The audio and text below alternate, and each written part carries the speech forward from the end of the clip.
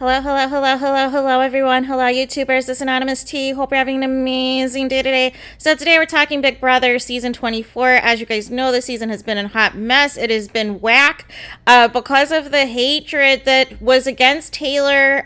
Things seem to be perking up in some aspects, but not completely. There's still a lot of gossiping and negativity for Taylor simply existing, you guys.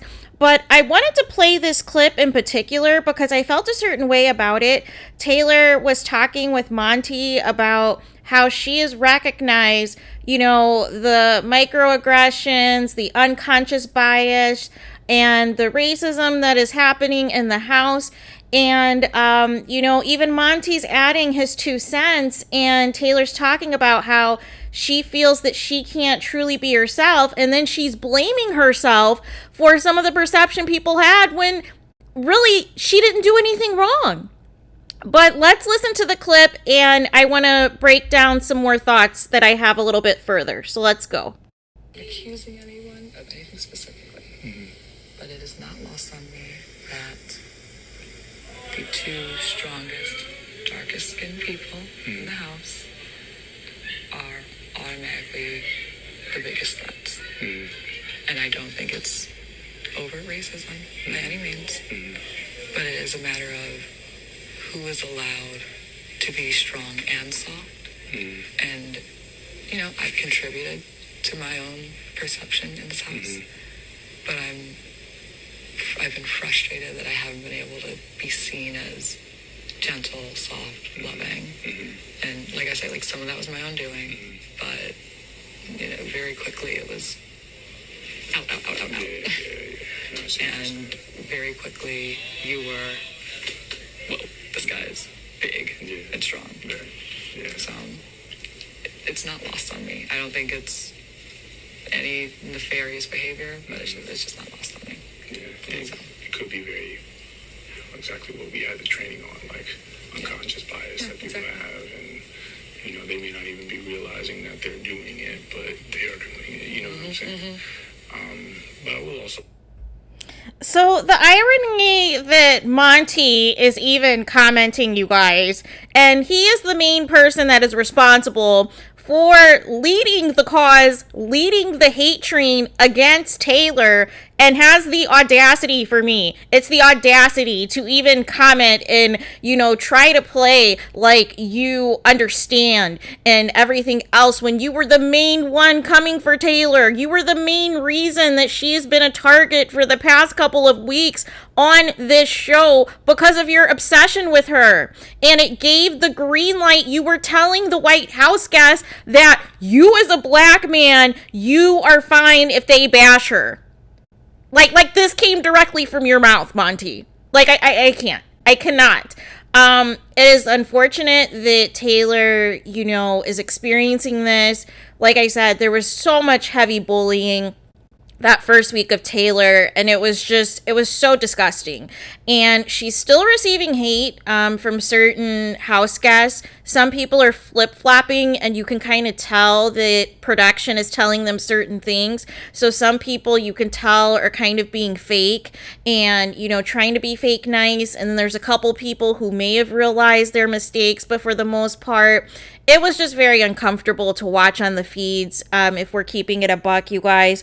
But I just thought that, Monte has the audacity to try to claim that he is understanding of what Taylor is saying when he is the source of all of the bad things that is going on in that house. He is the one who fueled all of the negativity against Taylor. He led the charge, he led the fight, and told his White House guests that it was okay to bash Taylor and that it had nothing to do with race, except for she was the only person that you were bashing like this. You don't have the same energy for anybody else. So it's just very exhausting, you guys. It is absolutely exhausting.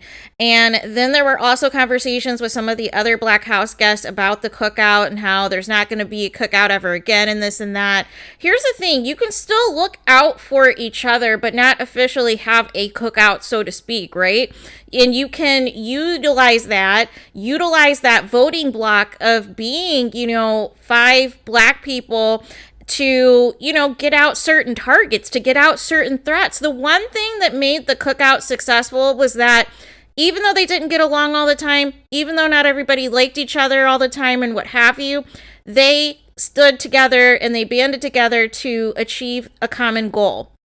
And it seems now everything has just completely gone up in flames because everybody now is obsessed with being, you know, infamous or, you know, getting the most camera time or trying to push a certain agenda on the show and everything else, that they are completely losing sight of how they are being perceived, how they are representing themselves on the live feeds, and they are going to be in for a rude awakening when they come out of the Big Brother house, you guys, because nobody is going to forget.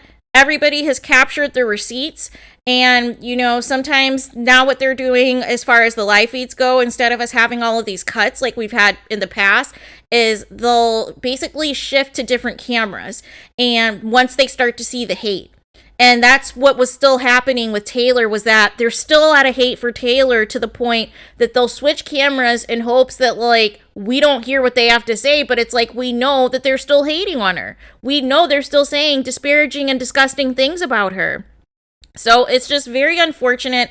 I'm glad that Taylor is aware, but unfortunately, the people still do not like her enough to completely tell her the truth, which is where I also have a problem, because they're being fake to her face. So that is a whole nother situation in itself, because it's like, you pretend to be compassionate, you can pretend to be understanding in front of Taylor. Literally, the second your back is turned to her, you are bashing the crap out of her, and you are twisting everything that she says into something negative and something malicious and something inappropriate. And I am over it, you guys. I am absolutely over it. But I do think, you know, with all of the attention that Taylor is getting, all of the national media attention that Taylor is getting, it may actually work out for her to last longer in the game, which I originally wanted her to just come out to see all of the outpouring of love and support.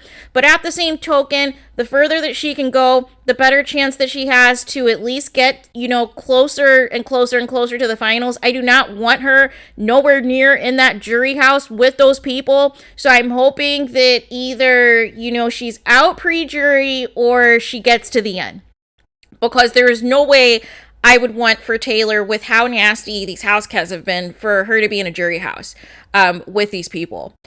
So there is that. But let me know your guys' thoughts. What do you guys think of this clip? What do you think of Monte pretending to be understanding and then talking about the training? And see, this is what I mean. It's like, you're half black and you are referencing training instead of, you know, cultivating your own experiences, your own references, and seeing for yourself what is going on in that house, except for you don't care because you led the charge and said that you didn't care that Taylor was black and ran the hate campaign, to the point that people are just comfortable saying anything about Taylor.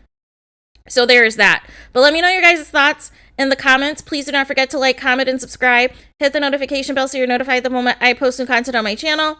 And with that being said, I'll talk to you guys again very soon.